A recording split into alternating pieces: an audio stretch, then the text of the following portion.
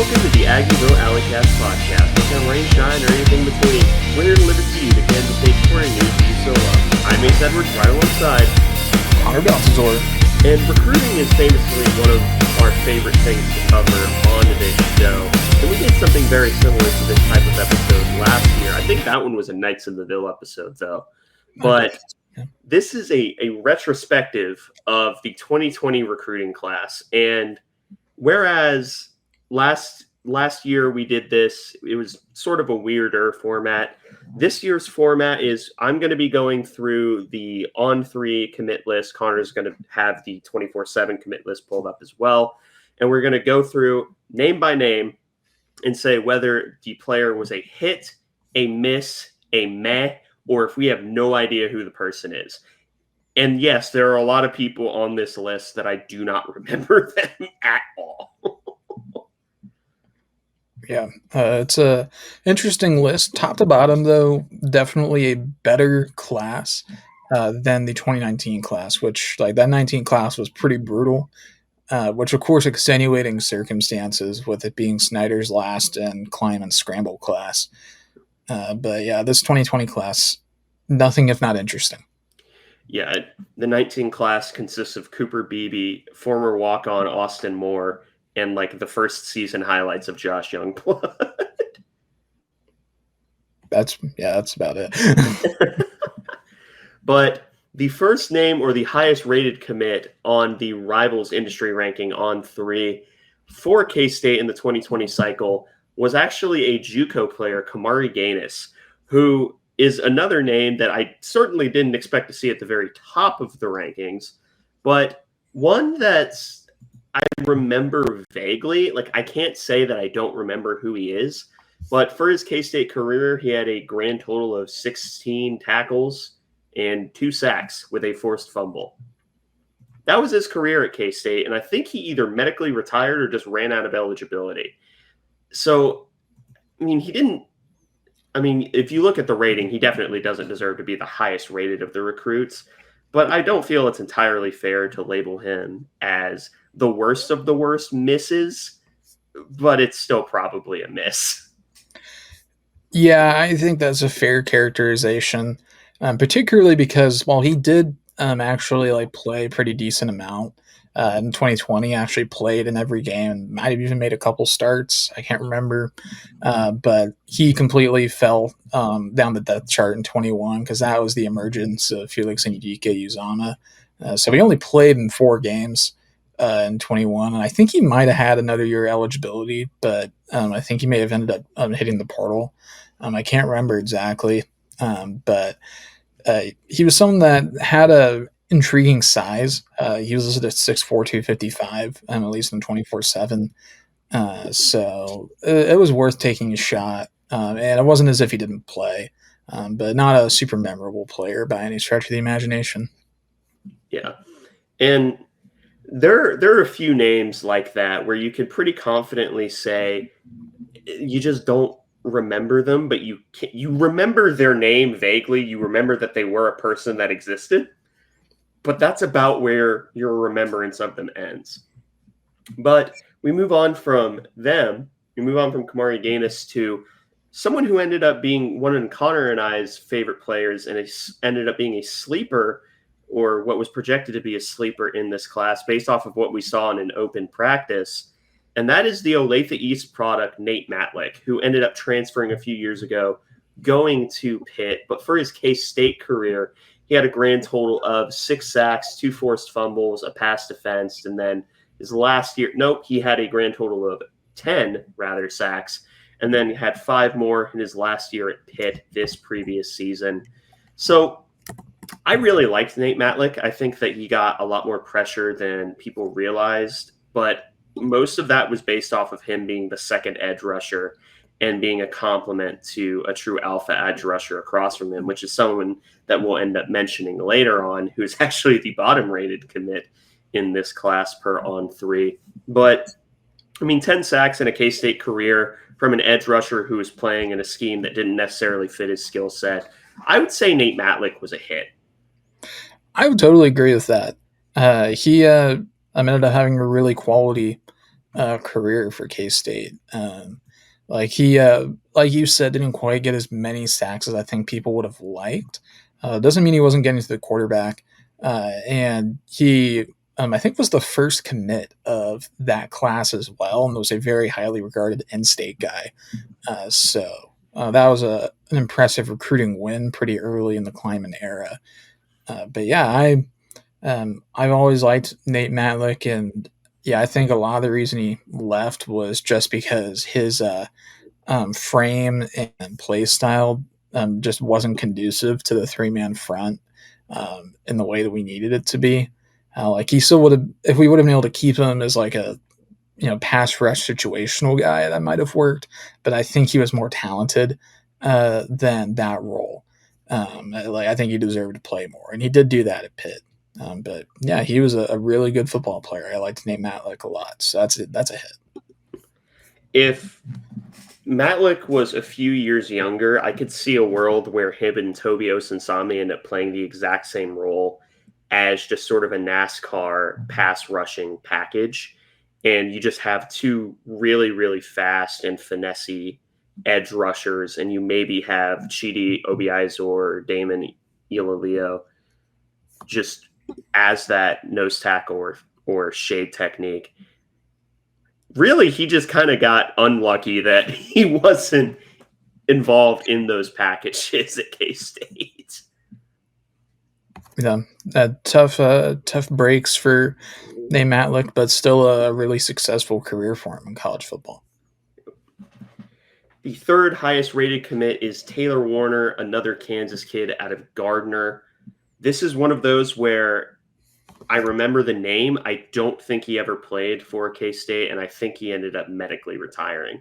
I'm either thinking of that or Austin Weiner, who I think is from the previous season. But no, you're thinking correctly on Warner. He medically retired. Okay. So I don't feel like it's fair to rate him at all, just because medically retiring should kind of be its own category. But, I'm never going to penalize a guy in this completely arbitrary, let's have fun exercise in the middle of the offseason. We have nothing else to talk about. But it's hard to remember someone who medically retired, but I hope he's doing well now. Yeah, I think that's a fair stance to take. On 24/7, he was actually a 4-star. He was a 92 graded 4-star as well, and was a 226th ranked player nationally, and ended up being the second highest graded player in the state of Kansas for his class, behind only Turner Corcoran, who I don't know if he's still playing or not. But no, there's no way. But yeah, he was I mean, that was massive for K State back then to get anybody that had a 4-star grade on them. So it's unfortunate that he didn't pan out. But I mean, that was an exciting commitment at the time, if nothing else. Next up is T. Denson from Cedar Grove, Georgia, who ended up playing 2 seasons at K-State, transferred to Purdue, didn't do much there, then transferred to Jacksonville State this last season. T. Denson was someone that I actually had a lot of hope for, but his K-State career ended up only getting 15 tackles, no passes defense, but a single interception in 2021. I had a lot of hope for T. Denson, then he just kind of fell off the map. Transferred to a Power 4 program, albeit one of the worst ones, then ends up transferring down again to Jacksonville State. So to me, this is sort of the perennial meh pick, because he could have done so much more, and I feel like he would have done so much more in a K-State uniform, but meh. Yeah. I like how you put it, where he's somebody that like kind of wished did more in a K-State uniform, because you kind of had an exciting start to 2021. Like I remember you had a really big tackle for loss, really deep in Stanford territory in that first game of 2021, and then he had an interception against Nevada as well. So he got off to a good start that year. So it really, honestly, I was pretty disappointed when he left, because he was really in line to be a starting quarterback for K-State the next season. But he ended up moving on, and I don't think he did a ton at Purdue. He never played.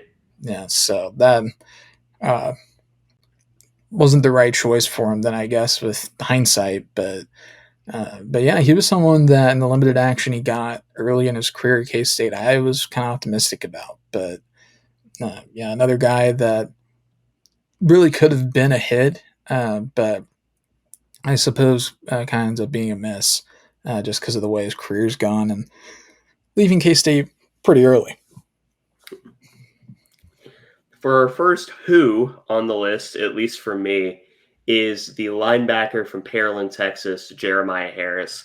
I remember absolutely nothing about him. I actually do very vaguely remember uh, Jeremiah Harris. There's really only one thing that I remember about him, and it's that in the very early times of the pod, or maybe even before, it was one of the last open practices they ever did. I can't remember if this was in the spring or if it was right before the season, but I think it was the spring where he forced a fumble when I think it was either Skyler or Will was scrambling, and like it was just like a really satisfying one too, because like he just put his arm out and really punched the ball on the run. Uh, so that's it. That's all I remember about Jeremiah Hicks. He transferred. I don't remember where he ended up, but I think he had an okay career at a lower level. I think he's like played some, but I honestly don't know. Yeah, I didn't even remember the forced fumble. Like I Yeah, I mean, it was in practice, so So he's the first who for me. Is he in the miss or who category for you? um, I guess I have to say it's a miss if I'm being honest, because I did remember him. Uh, it may not have been for anything consequential or useful, but like I did see his name and remember it. That's fair. That's yeah, by definition that's what the spot's for. So the next spot is the defensive tackle from Batesville, Mississippi, and that is Robert Hentz, better known as D Hentz. I only remembered him as D Hentz. And he's actually someone who had a fine career, total of 25 tackles at K State, one pass defense, 1.5 sacks. So his main goal was to be substitute interior pass rusher for when nose tackle no longer needs to be on the field. He just got really unfortunately wedged in between Timmy Horn's career and then Eli Huggins' career. So he just kind of got very, very unfortunately wedged in between a bunch of really, really good nose tackles. But even then, I remember him getting decent enough pressure on a decent enough level that I'm not going to call him a miss. I just say he's kind of meh. He's just there. I'm actually going to take it a step further. I'm going to call this guy a hit. I really liked D Hintz. Like now, I'm not going to call him a great player, but he was a role player at defensive tackle, and he filled that role really well. And DT is a position where K State has kind of struggled with depth here and there, and uh, on the recruiting trail hasn't always been the most consistent. But D Hentz, despite not having like eye popping numbers or anything like that, or eye popping size like Timmy Horn, he was a solid football player for K State, and I think for what we needed him to do, I think it's fair to call him a hit. Now, if we're gonna open up to a 30,000 foot view of his career, he's probably a meh. But I think in the context of what we needed from Robert Hentz, I think that he was a hit. I think that's a fair point. Just to because if we expected him to be a rotational role player, that's exactly what he was. And Yeah, and I we mean, got 3 years out of him as well. true. So we got a lot of run out of a JUCO guy, which granted that's because of the COVID year. But I mean, 3 years of play from a defensive tackle, you got to be pretty happy with that. Speaking of getting a lot of play, this next player is still on the roster at K State, and I believe he is the only one. That is not true. There is one more that is still on the roster at K State, and that is Will Swanson. If you're going by the same logic that you had for D Hens, you almost have to say that this is a hit. He's only had 16 career receptions, 4 touchdowns. He's registered a tackle, weirdly enough, but he was originally a tight end. Now he's just kind of the fullback, and I think we list him at fullback specifically because we wanted him to get all Big 12 honors. But he's been a solid enough fullback and a decent enough tight end to where I think that you have to say he's a hit because he's stuck around for a long, long while and hasn't done anything notably egregious. Yeah, I think he's a hit for the exact reasons you said. He's a role player tight end who has been willing to sit behind guys like Briley Moore, like Ben Sinnott, like Sammy Wheeler, now like Garrett Oakley, and Will Anseau. He's seen like new tight ends come and go and pass him, and he's still finding ways to get on the field as a blocker who occasionally will get a pass, and he makes the most of those rewards. And he's clearly a pretty big leader on the team. I remember in 2023 he had that late game touchdown catch against TCU. It wasn't consequential at all, but like the team erupted. And it was that one where Will rolled out to the opposite side and like was kind of fading away, and they had to review it to make sure that the ball crossed the goal line because all of Will Swanson was in the end zone except for the ball, which was like right on the line. But they ended up counting it, and like everybody was just kind of erupted on that, and like so you could kind of tell what he means to the team from that. And he's still sticking around as well. I mean, right now, like that's a K-State tight end room that has Garrett Oakley in it, has Will already, but then Will Anseau, now linking Cure, and Andrew Metzger. yeah, Andrew Metzger. Like that's a very talented tight end room, and he's still choosing to stick around while knowing he's definitely not the most talented guy in that room. But he's still sticking around for to help K State and however he can, whether that as a blocker or as a mentor. I think that anytime you can get 5 years out of a football player in this day and age of college football, you can get a guy to stick around at a program for 5 years. I think that's a win. That's a hit. Especially like last year, he actually had some pretty good catches, like that touchdown catch against Tulane. Yeah, Yep. that was a genuinely great touchdown catch. Like Great he's not the fastest guy in the world, but he's got good hands. Yeah, I 100% agree just because of the amount of run that he's gotten. The next one is a weird name for me at least because I remember him, but I don't really remember him in a K-State uniform. That is Tyrone Talini out of California. He's someone that ended up transferring to USC, and while he had 2 sacks on his K-State career, he somehow managed to get 5.5 at USC, including 5 in one season and 25 tackles in that same season. Did he work out for K-State? No. 2 sacks in 2 years from a guy that I remember at the time was getting a pretty decent amount of hype and also transferred to USC. I struggle to call him even a meh in terms of K-State. If we were USC, if this was a USC podcast, probably call him a hit, but we're a K-State podcast. He got 2 sacks and never really contributed too much more out of that. So to me, this is a miss, especially for someone who got pretty decent amount of hype leading up into one of those seasons. Yeah, he had such a weird career, didn't he? Like there was one game, and I can't remember which one it was in 2021, where we were just like decimated at defensive end. Like we had several guys missing that game. I think it might have been Iowa State, maybe. And so Tolini played a lot in that game, along with somebody else who was like a senior who like had hardly played. I'm scrolling through the roster right now. I will say that he only played in 1 game in 2020 and then played in 3 in 21. It was Tech, TCU, and Texas. So weirdly enough, in 21, he played the 3 Texas schools.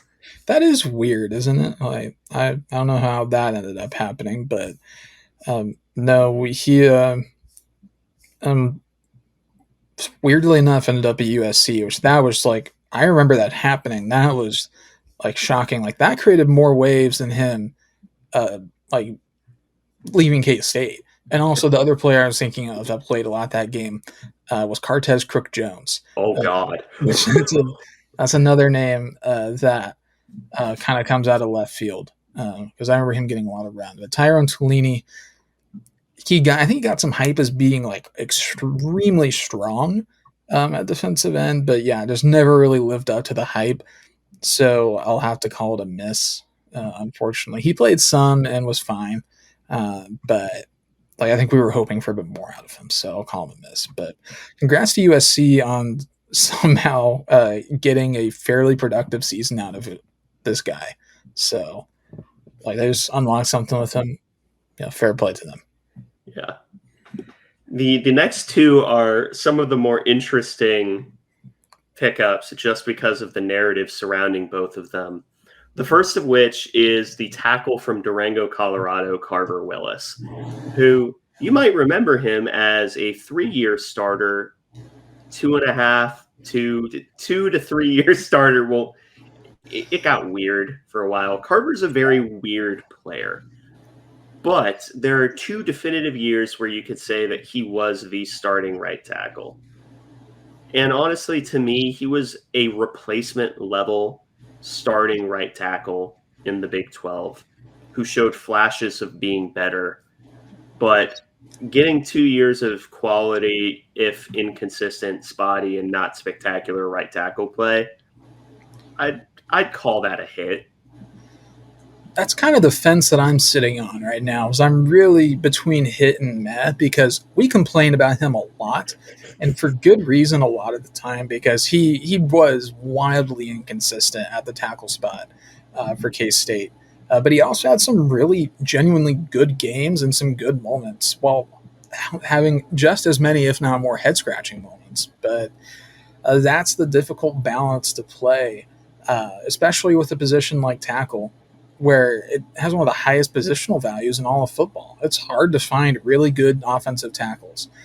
Carver Willis, he wasn't a really good one, but he was a serviceable tackle that had limitations, but also did some things really well, which I mean, like he's playable enough that he was able to stay at the Power 4 level. He transferred to Washington. Got a bag to do it, by the way. Which again, that speaks to the positional value of a playable offensive tackle in Power 4 football, because those guys, when they hit the portal, they like teams swarm on them almost as much as they do with quarterbacks. Like so, like I'm really stuck between hit and meh. I'm leaning towards meh just so that way I don't draw the ire of like Hayes, because I know there are some people that just genuinely hated Carver, and I did at times as well, but other times he played fine. But just to be different from than you, because we've been pretty similar this whole way, I'm gonna call him meh. Yeah, to me, he was on that sort of fence, that borderline. But here's someone that, oh boy, quarterback from Downingtown, Pennsylvania, Will Howard. Just get it out of the way. Yes, he's a hit. He's a hit at K-State, and he was a hit at Ohio State. He's a national champion at Ohio State. He was a Big 12 champion at K-State. I made an entire video talking about Will Howard's journey. He was one of my favorite K-State players, and then he kept talking, and then kept talking, and then kept talking while he was at Ohio State. And man really needs to go through some media training, especially when it comes to sort of having a chip on your shoulder, but doing it respectfully. But, I mean, Will Howard is still such a divisive figure in K-State spheres. But you can't argue that if he did nothing else but win a Big 12 championship at K-State, I would call him a hit. But he was also a pretty consistent quarterback, for as frustrating as it gets watching Will play sometimes, because much like Christian Duffy had Christian Duffy moments, Will Howard would have Will Howard moments. But he's a hit, man. He's controversial. People get angry at him for talking about K-State in the way he did, especially in the lead up to his season with Ohio State. And I think the more time that passes between now and then, the more and more I'm like, okay, that wasn't him like hating K-State. That was him putting his foot in his mouth, which many such cases, we have both done that on this show. Once you get people in their late teens to early 20s and give them a microphone, they're going to say something stupid eventually. But I've said enough. Will Howard was a hit both for K-State and ended up being at Ohio State. Yeah, I think this is an easy hit as well. I don't even think this should really be controversial. Obviously, you had the success after K-State at Ohio State, but I mean, he won the first Big 12 championship here in a decade. We do not win the Big 12 that year without Will Howard. I think that's abundantly obvious because the offense, while it definitely had his moments with Adrian, it was totally different when Will was back there instead. And that's not to disparage Adrian. That's just to say that the offense, when you combined all of the parts and put Will back there instead of Adrian, it was different. It was totally different. And Will was fantastic that season for K-State. In just 7 games, he was incredible. It took him several starts before he threw a pick. Obviously, the year after was a bit disappointing. But, he's the reason, I think, that he's the factor that pushed K-State over the Big 12 championship hump.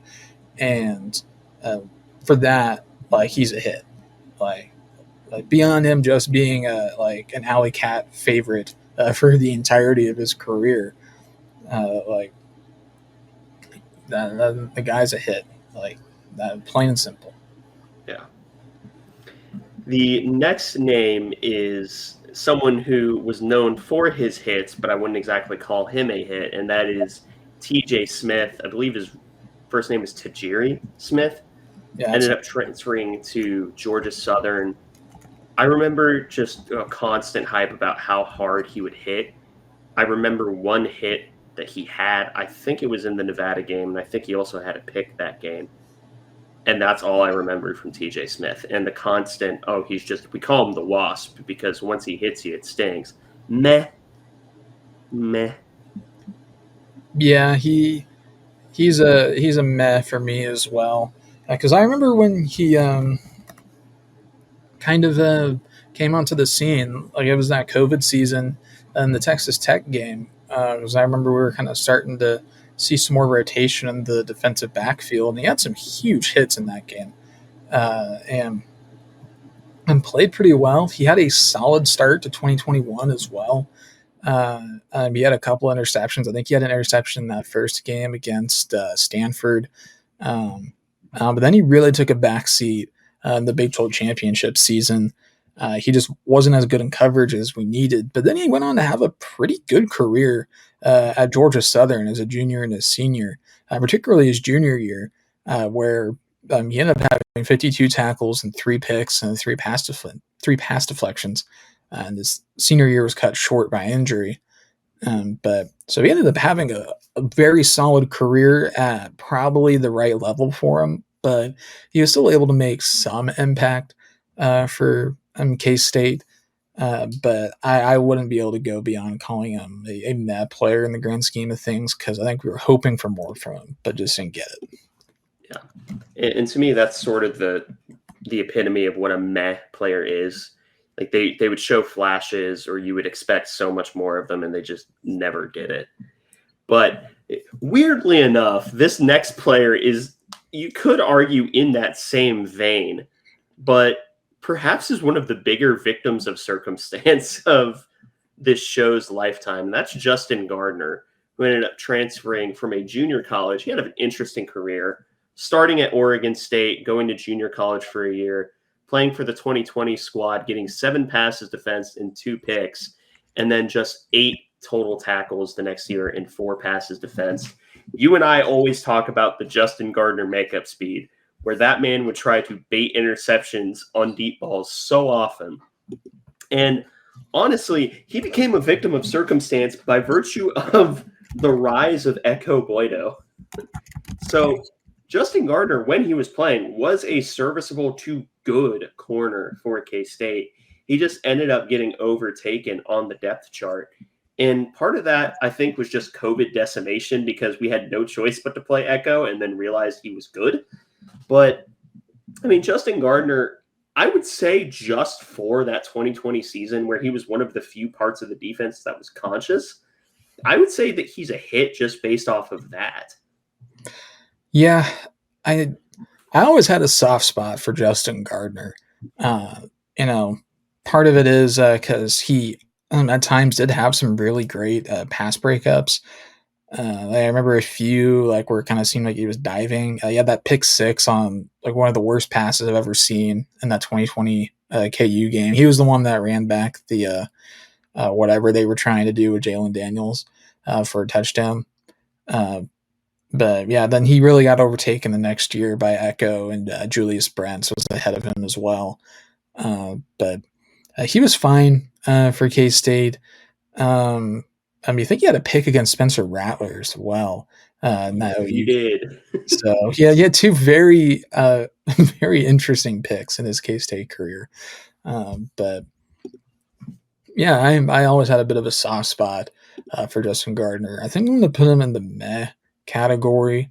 But just because he took such a big step back as a senior, and I don't know what he did after that. Like, I don't know if he had an extra year to portal. I think he did, but he's not listed as having done anything else on Sports Reference. So I'm not really sure what happened with him, but he was a playable defensive back for K-State.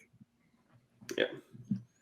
Another one of the easiest hits is running back from Round Rock, Texas, Deuce Vaughn. He's one of the top 3 running backs in K-State history. Almost certainly one of 2 of the most electric players in K-State history. Yes, this is the easiest hit on the entire list. Yeah, I mean, we could talk ad nauseum about him, but I mean, I don't know what can we say about Deuce Vaughn that hasn't been said already, because he's a K State legend, and he was really that COVID season. Once we finally were honest with ourselves and let him be listed on the starting lineup instead of Harry Trotter, that he was one of the few watchable parts of that offense, because that was a rough offensive year, and defensive, and everything really. Special teams is actually pretty solid that year for what it's worth, but that was it. Didn't really help that much in the long run. But yeah, and Deuce is a legend. What else is there to say about that? It's one of the biggest recruiting hits of all time, although arguably not the biggest hit in the class. Arguably, yeah, that's insane. We'll talk about it, but the next one is a hit for the exact same reason that Will Swanson is a hit, and that is Cody Stufflebean. He's still on the roster. Funnily enough, recruited as a tight end. So if we're rating him as a tight end, he's a miss. But we've gotten 5 years of play out of him. He's a Kansas kid. He literally has children and is still playing college football. He's a hit just for being the elder statesman.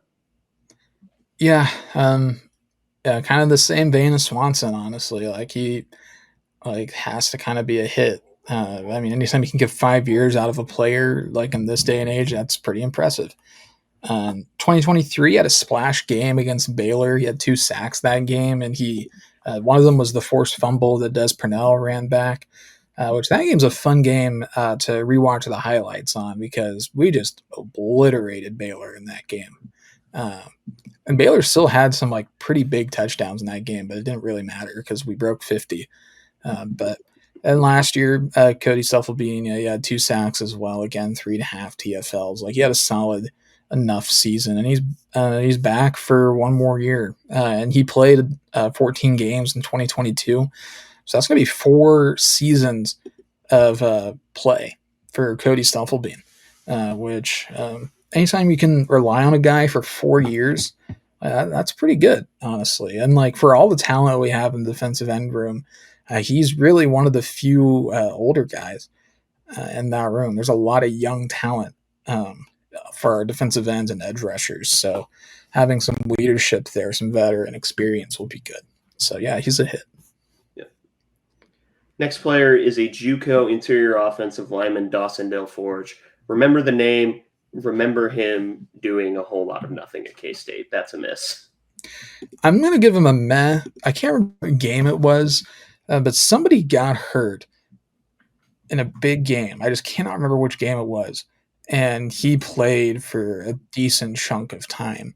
It was, I think, in 2022. And he got a decent run. Like, so I'm going to give him a meh for that alone. Otherwise, I do think he'd be a miss. So I know what I'm saying is not helpful at all because I'm pretty much relying on my very poor memory to either that or just completely fabricate a scenario to help Dawson Delforge's Alleycat reputation. But I think we saw him play at least a little bit, but he never really started. Same story with Whit Mitchum, except for he's not a JUCO guy. He was a high school guy out of Tennessee. Don't remember him playing at all. Miss. Yeah, that one is a miss. He was kind of similar to Carver Willis in that we're kind of like a classic Connor Riley flyer on a tackle with a good frame that needs to add a lot of weight. Willis did, Mitchum didn't. Mitchum, he ended up at North Alabama this past year, and I think he, it says he made 4 starts, but he did move inside to left guard. So didn't have the K-State career we were really hoping for. So a miss for that one. Yeah. The next player is Malachi Mitchell. Don't remember him. Who? Yeah, I remember his name, but I can't say that I really have much memory of him doing anything in a K-State uniform. I'm trying to remember if I remember seeing him on special teams at one point, but I think I might be thinking of Marvin Martin. I'm 95% sure I'm thinking of Marvin Martin, which I suppose says a lot about Malachi Mitchell and his impact on the K-State football program. But yeah, so that's a miss, unfortunately, Mr. Mitchell. Next up, from Waco, Texas, linebacker DeMarquise Hayes, who all I know is that I looked him up, he ended up at Texas State in 2023. Literally no idea. Yeah, he is another guy that went on to do pretty much nothing in his career after leaving K-State. Which I think he might have been part of the group that got dismissed, but I can't remember for sure. He had 2 tackles for Texas State in 2023. One of them against Jackson State, one of them at Southern Miss. He had 6 tackles for them in 2021.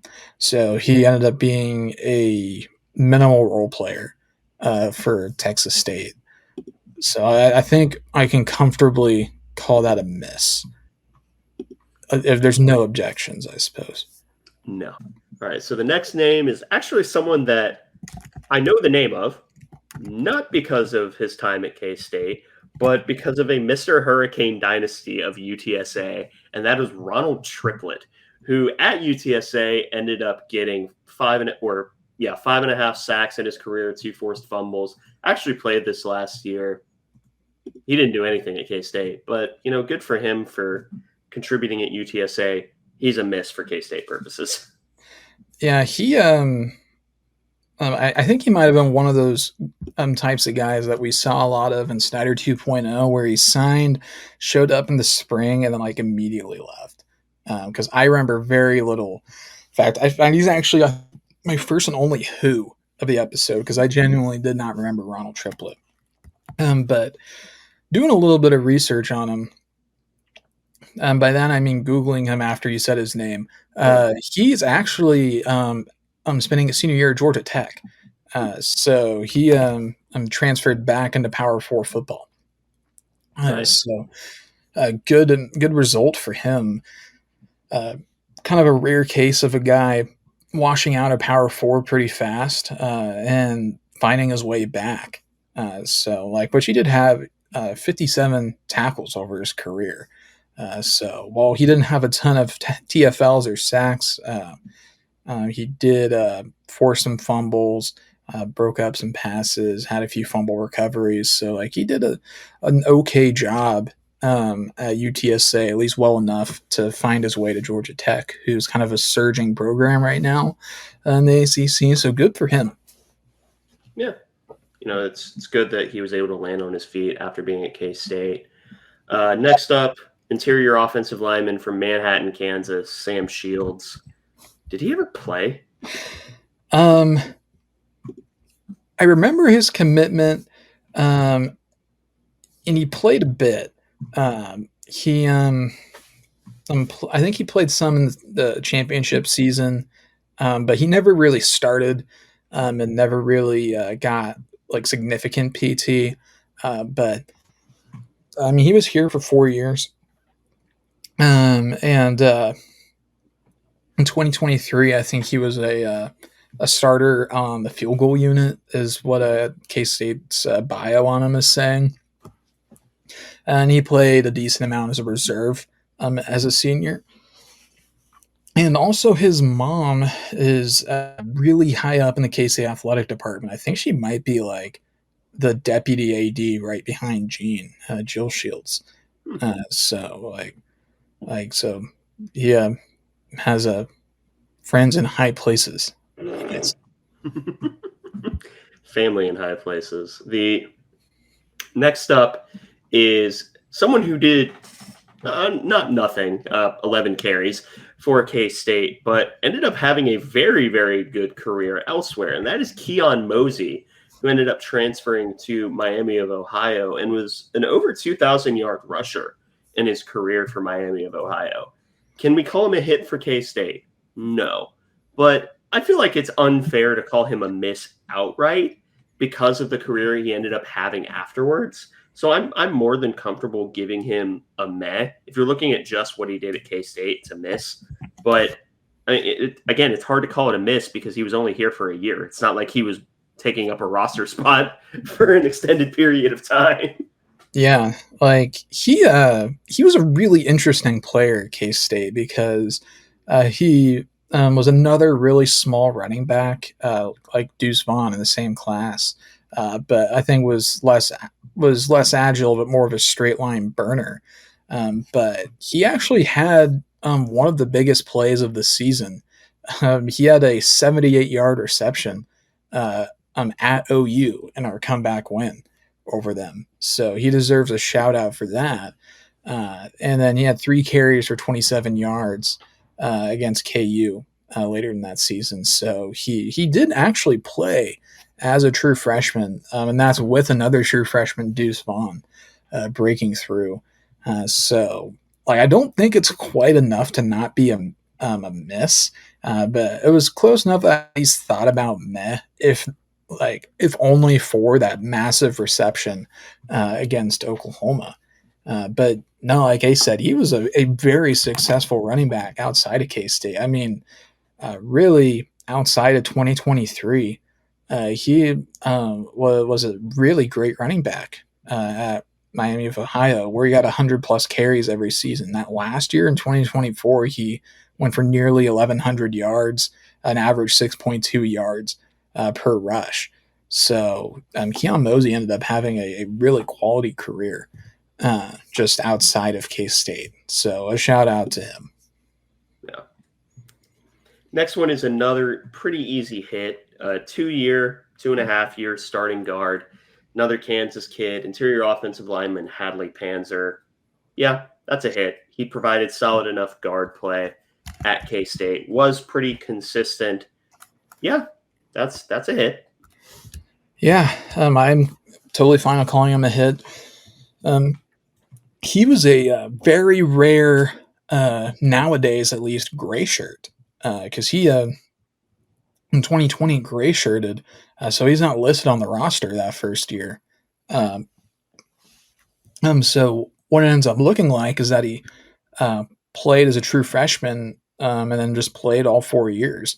Because we used to do a lot more gray shirts with Bill Snyder, but Hadley Panzer ended up having a very solid career. I mean, I remember him playing in 2021 and like getting a little bit of rotation as kind of a swing guy, and ended up being a kind of a stalwart on the offensive line. And like while he did have his struggles here and there, he also had some really great moments as well as a guard, showing some great strength. And so, I mean, anytime you can get 4 years of play out of an offensive lineman, that's a definite hit. Absolutely. The next one is, this is perhaps one of the biggest damn I really wish we kept this guy on this entire list, and that is Amaris Brown, who was going to be our starting nickel if he didn't transfer out. He ended up transferring to USF, had a very successful career there. 5 passes defense in 2022, 2 picks, add another 4 to passes defense, and another 2 picks in 2023. Ended up transferring to UNLV. He's actually on their roster now. I think he probably got hurt last year and redshirted. But Amaris Brown, I really, really wish we kept him because he showed flashes of being really, really good. From a K-State perspective, meh, because he was poised to do something more, but just left before he could do it. But again, similar to Keon Mosey, if you're taking his entire career into account, he moves up a tier from meh to hit. Yeah, I think he's a meh player for K State because he did show some promise in 2021 and 22, or 2020 and 2021. And I think that 21 season, I'm pretty sure he left the team mid-season, which was pretty disappointing. But he, of course, ended up at South Florida where he had a pretty solid career. Didn't do much this season, but or this last season. But I think you're right that he must have gotten injured.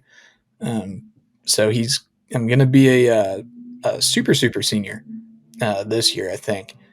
So good for him for kind of hanging around and putting together solid a college football career, even though it wasn't at K State. Yeah. Funnily enough, if you look at UNLV's roster for this year, he's listed as a junior. That's just I think they're just lying. I disagree with that. Next up is Christian Moore, who got some run at fullback, but was on the roster at the same time as Jackson Dean and Will Swanson. He's a good dude. Had a class with him. Really good dude. He's a miss. I'm going to call him a meh for 2 reasons. The first one is that he hung around and ended up being kind of our fullback in that 2023 season and also in 22. But the second reason is that he caught the career touchdown record breaking pass from Will Howard in the Baylor game, which that'll be an all-time Bosco's Boys trivia question at some point, I'm sure. Who caught Will Howard's 45th touchdown pass? The answer is Christian Moore. Oh my God. That's a cut right there. Yeah, which I know that because I just watched the Baylor highlights like 2 weeks ago, and Christian Moore catches the ball, turns around, is shocked that nobody's there, like gets like a 2-yard touchdown catch, and like fist pumps immediately. Like, good for you, man. You deserve it. Next up, second to last for the high school guys, I think we are going to cover 2 transfers, though, is Jalen Travis, who played at Incarnate Word 2 years ago and now is at Pittsburgh State, did nothing in a K-State uniform. That's a miss. Yeah, that's a pretty easy miss.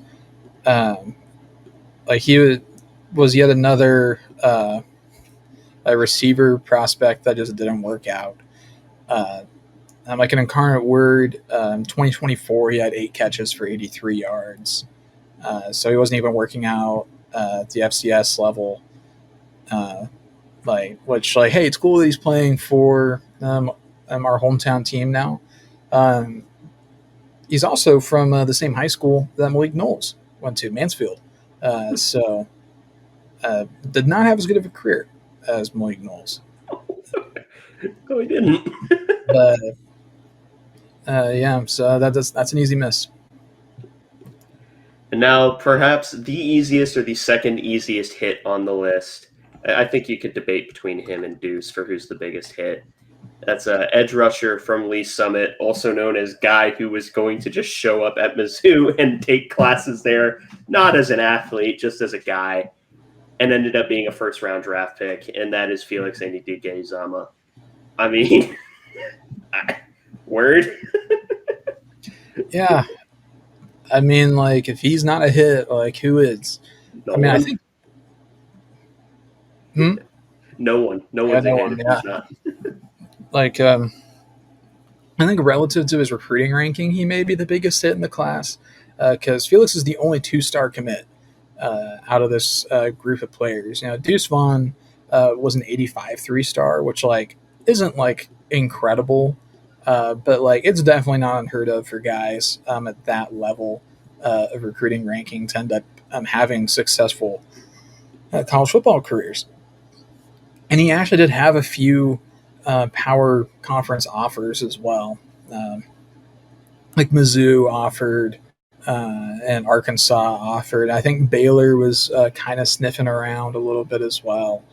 But with Deuce, I mean. But yeah, Felix, I think he might have been at one point committed to North Dakota State, but was kind of like, I don't think I'm going to do it. And like was just going to go to Mizzou and like join a frat and be a guy, I guess. Like, but no, then he ends up coming to K-State, becomes all Big 12, defensive lineman of the year, I think an All-American maybe, becomes one of the cursed group of guys to get really close to but not quite break the single season sack record. They took away 2 sacks from him because of the forced fumbles. Yeah, so he should have had it by all accounts, but unfortunately just wasn't quite able to get there. He forced 6 fumbles that season as well, which is just absurd. But what a career he had. He was, I remember around the time that we joined the message boards, he was kind of like the first guy where it's like we like heard about him before everyone else knew who he was. So like that was pretty cool. Like all of that kind of leaked out into the public as well through like press conferences and stuff, because he was like very early on in the podcast like, hey, this guy's gonna have a big year, because his breakout season was our first year at the pod. So we feel a strong connection to Felix in that sense. And of course we were there when he got drafted as well to the Kansas City Chiefs. So we've been there for some of Felix's biggest moments. He had no idea who we are, but we're always watching him. So that's a perfect assessment. He will never know who we are. But we're always watching Felix. Think of that in your stressful times. 2 random guys will always be watching your every move. Surely this will make him feel better. Surely. But the 2 transfers that I wanted to cover, I'd call both of them hits, although I forgot one of them until Connor reminded me pre-episode. That's Keandre Thomas, corner, and then Briley Moore. Briley Moore is going down as one of the most underrated players of the Kleiman era. And I know you look at it as, he only had 22 catches and 340 yards, 3 touchdowns. That was the COVID season. If he was on any normal team, any normal K-State team, he would be making a genuine run as like, oh, wait a minute, he's one of the better tight ends in K-State history.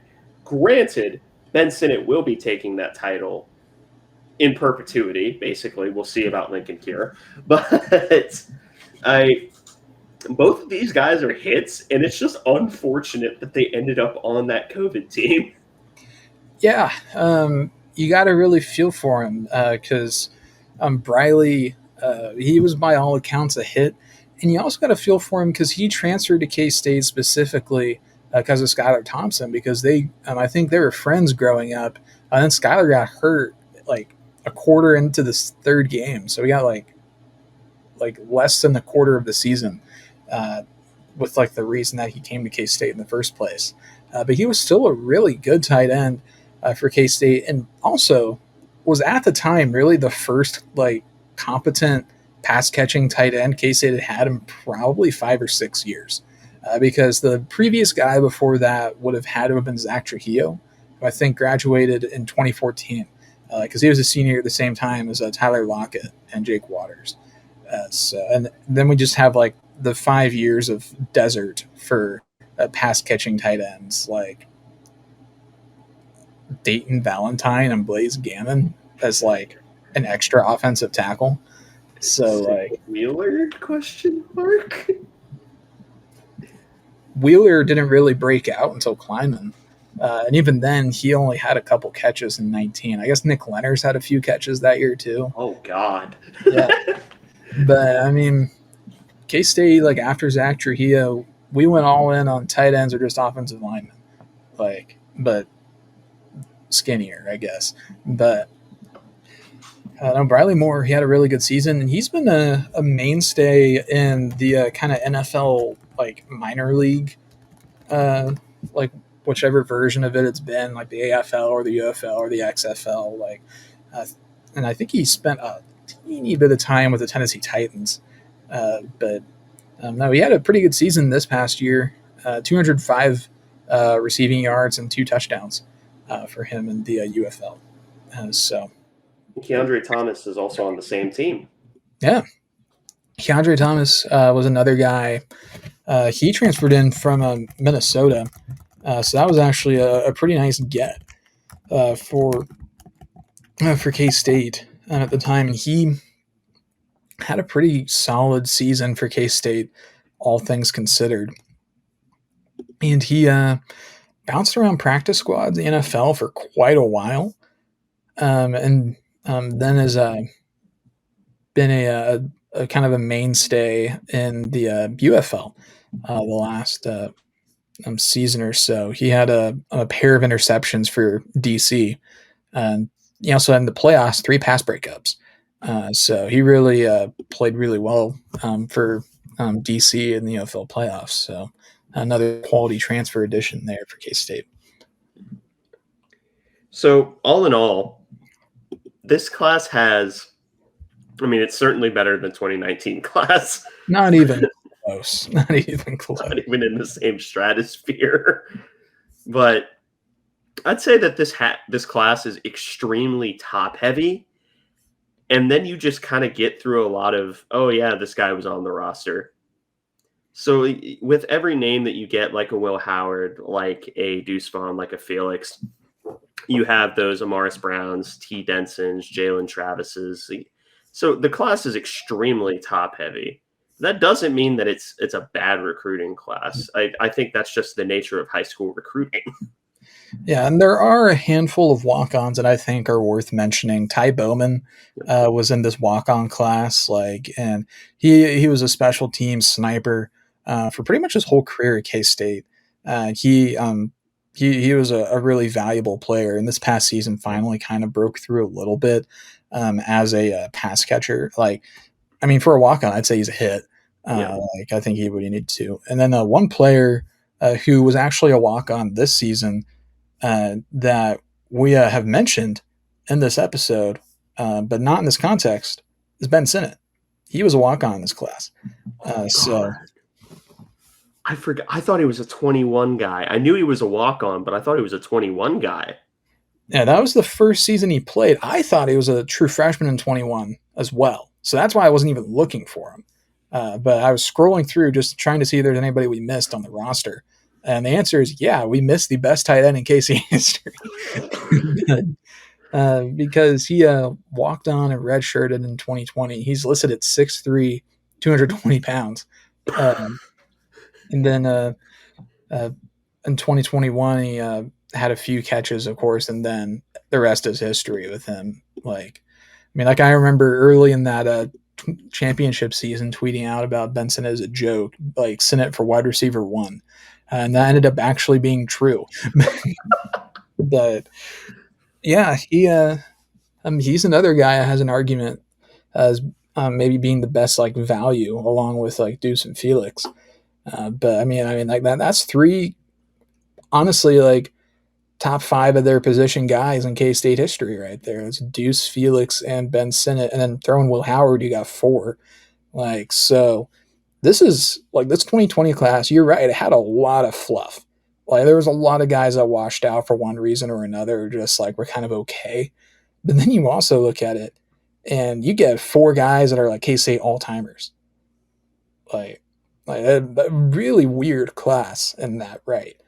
But one that I think maybe K Staters should look back on a bit more fondly than they do.